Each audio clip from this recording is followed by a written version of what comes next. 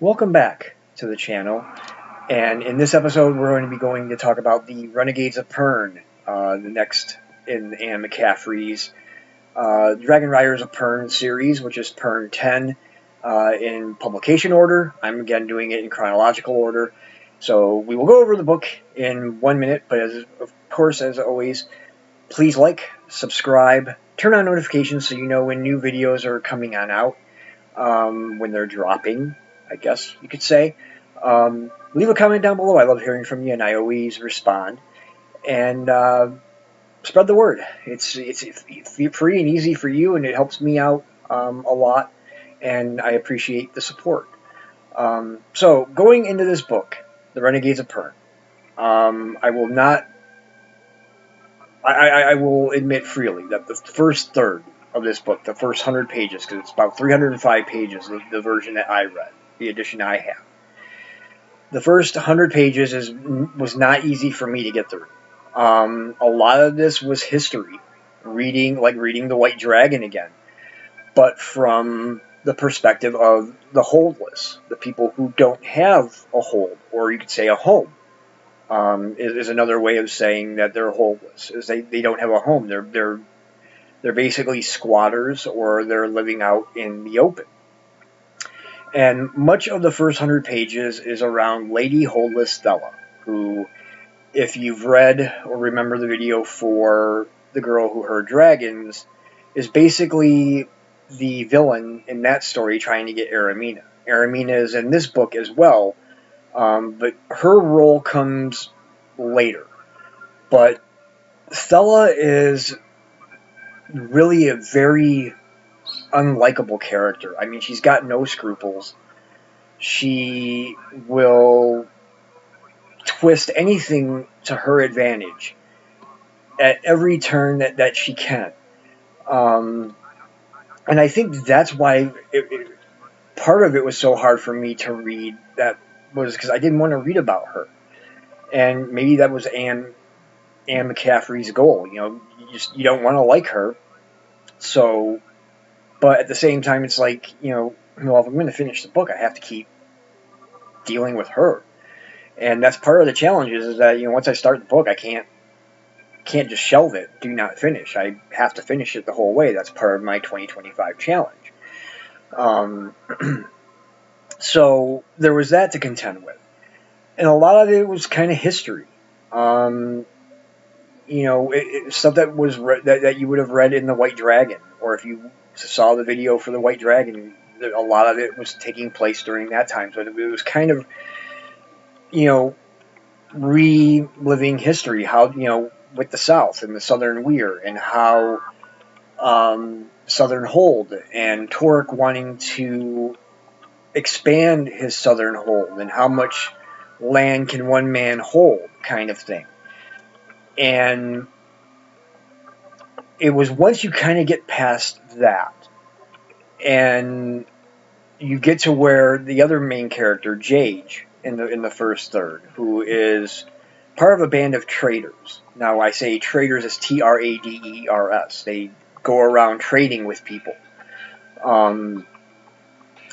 He has really no idea about Aramina. They're moving to their next goal, so they can trade some more. And Stella and Gyron, who is basically, if you remember too, from The Girl Who Heard Dragons, had lost his dragon. So he's basically half a man, they would say.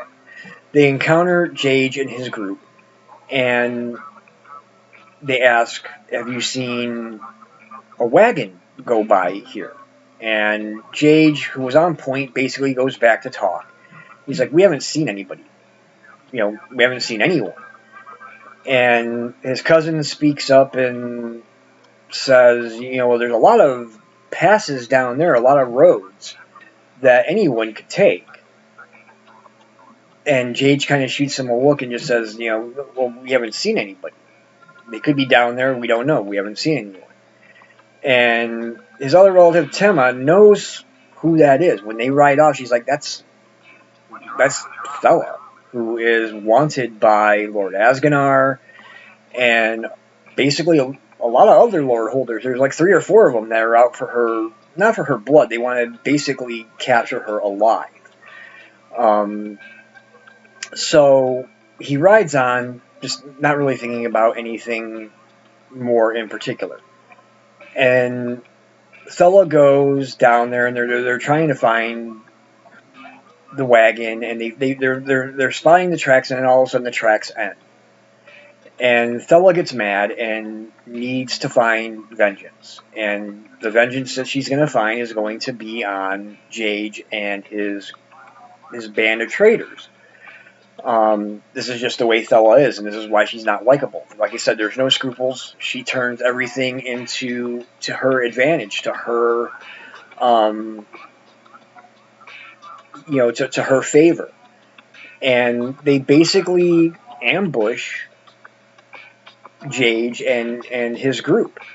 And there's a lot of damage done. A lot of beasts are killed. He loses his cousin. And at this point, that's when he decides, okay, I'm going to get revenge. Pardon the French, but I'm pissed. Basically, I am going to go after Thella. The first thing I'm going to do, though, is I'm going to make sure that Aramina is safe. And he finds out that Aramina is basically at Bendon Weir, where she kind of should be. So he works his way over that way, and he takes on a job bringing a mare to Bendon Hole.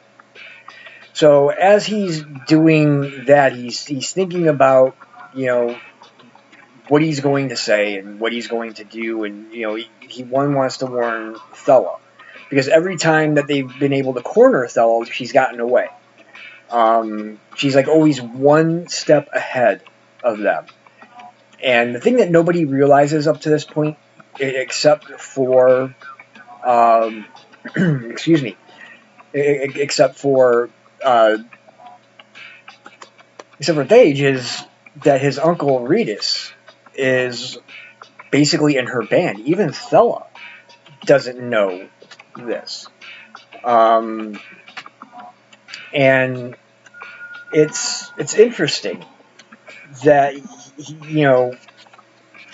the part that Redis kind of comes to play in this.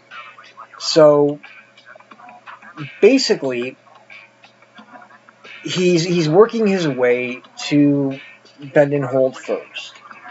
And when he gets there, Jage drops the mare off, and they say, well, you got to go eat. You've done a great job. This mare has come to us spotless. It's perfect. They add another thing to his warranty card saying that he's trustworthy. And he basically sits and has dinner at Bendon Hold in the main hall. And he sees a girl with black hair who looks kind of sad, and just, and that's Aramina, but he doesn't know it at the time. And, he's talking to one other person, but he doesn't really talk to Aramina there.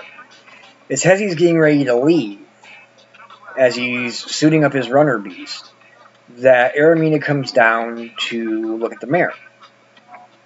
And they talk for a little bit, and it's kind of uncomfortable for Thage. And even he thinks, it's weird, because usually I can talk to girls no problem. So there's like a little bit of an infatuation there with him already. But he doesn't know it's Aramina. So he leaves, and they're all like, well, hopefully you can come back for the gather at the end of the season. And he's thinking, yeah, maybe I should, just to see her again. Though he doesn't know who her is. He doesn't know it's Aramina. So he gets to Bendon Weir, and he goes before Lessa. And Lessa's like, she's at Bendon Hold. She's more than safe. And they just trying to play it off as, no, she's not. If you know Thella at all, she's not safe. Somebody's already going in there to deliver fake letters from her family to get her. And Thella is able to kidnap her. and takes her to this really grimy pit within a cave.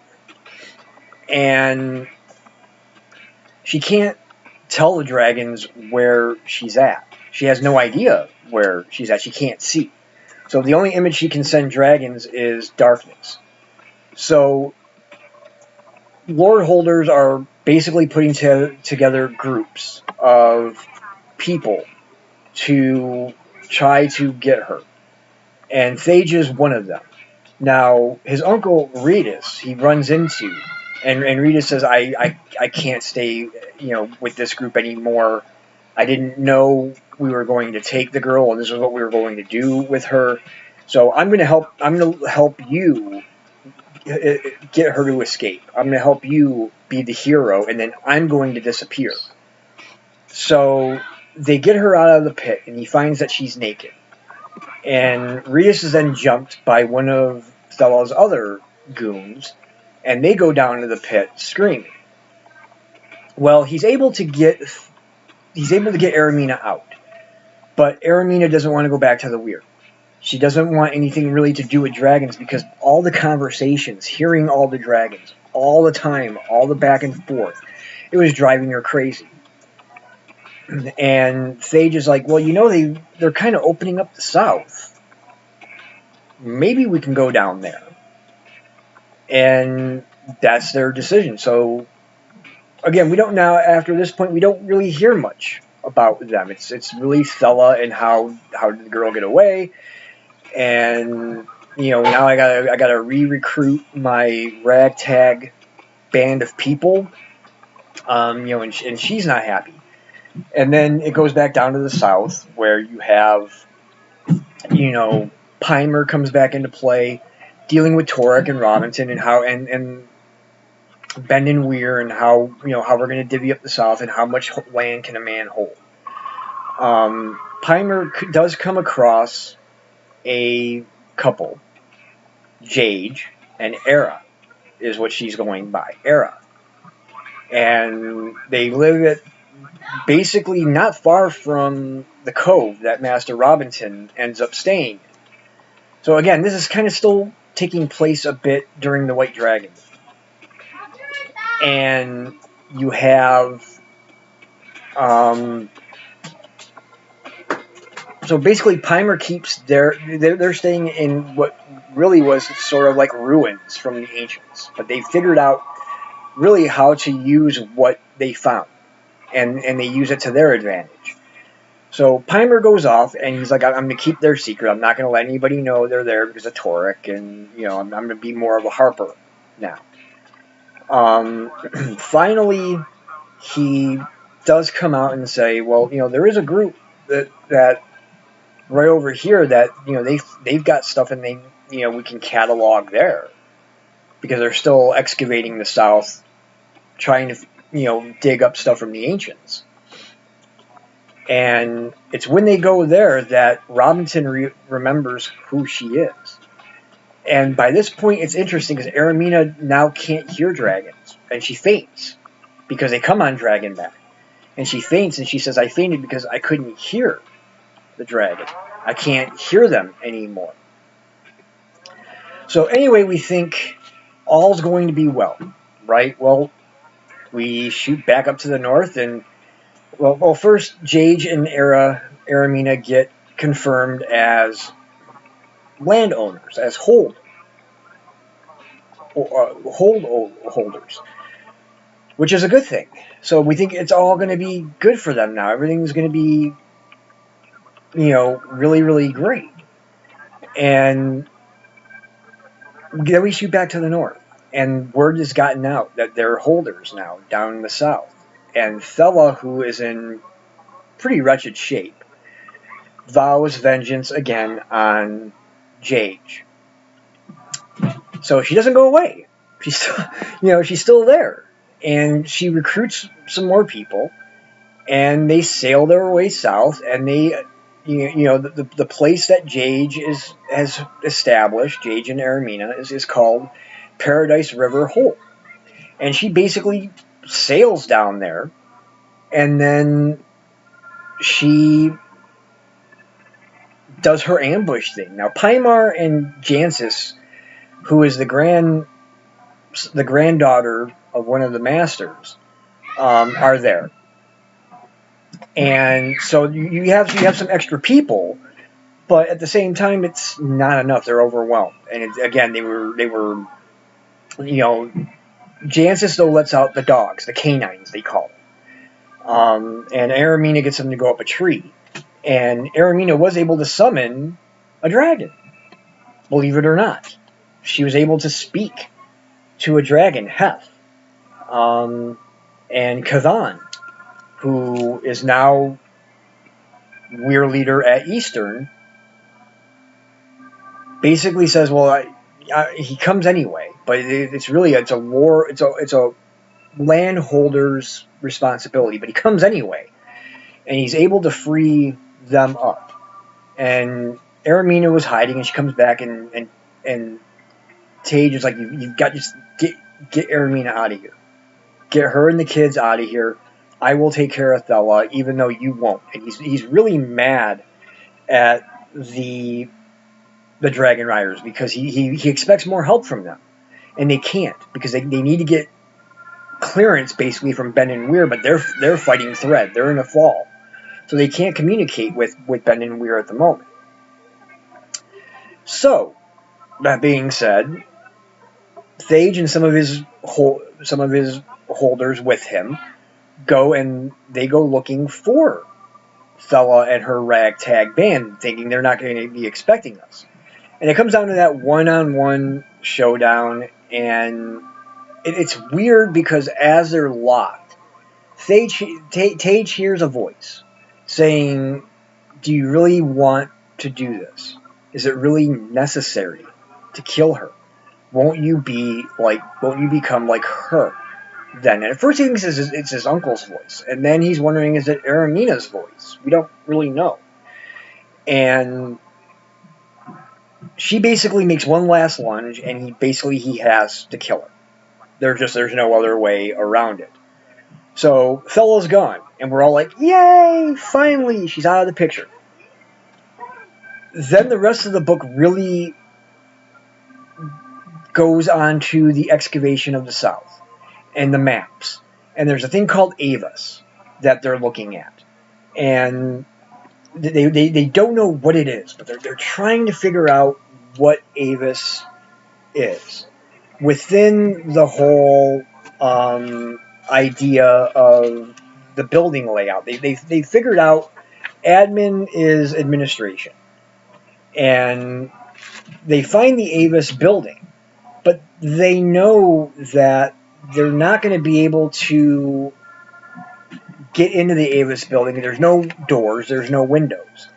They're going to have to dig through to the. They're going to have to get through the admin building, which is what they do. And as they're going, the lights start to come on. They're solar panels. And the lights start to come on. They're trying to figure out, basically what is going on. And there's this voice that comes over the system that says basically Ava's function resumed, and asks them to please state ID and access code. Your voice prints are not on record. And it starts to give people's names. Admiral Paul Bendon. So if you remember from the beginning, the Chronicles, the First Fall, Dragon Days, you'll remember Paul Bendon. He was the admiral who led the expedition.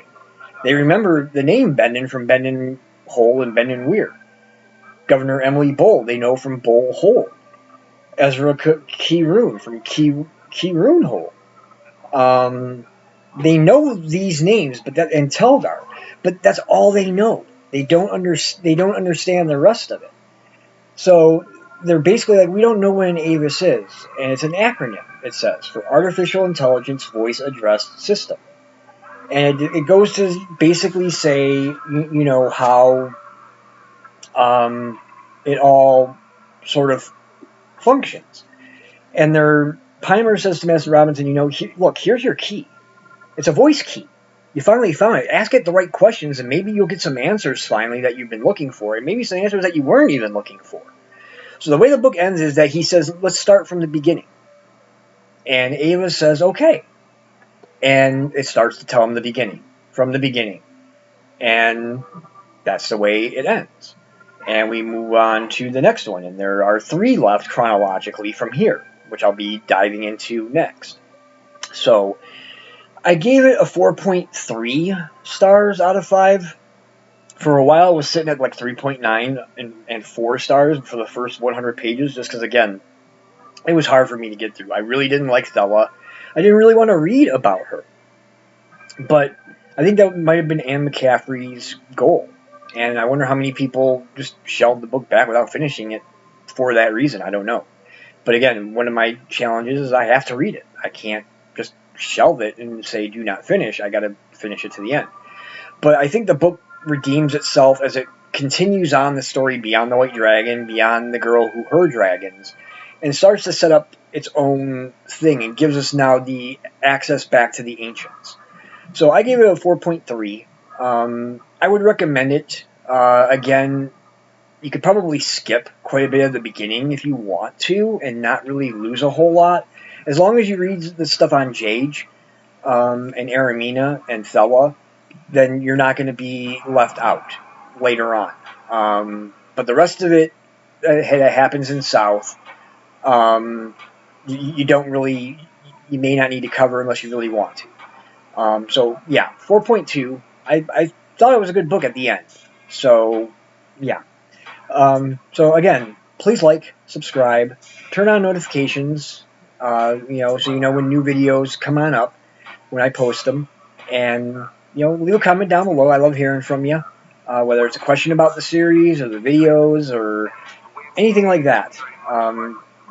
If you're a book YouTuber and you like to do books, and you might want to do a collab, you can leave that down below. I would love to hear from you, and I always respond. And again, please spread the word. It helps me out, and it's not that hard for you, I don't think. And I appreciate the support. So, as always, until next time, keep YouTube literate, and God bless.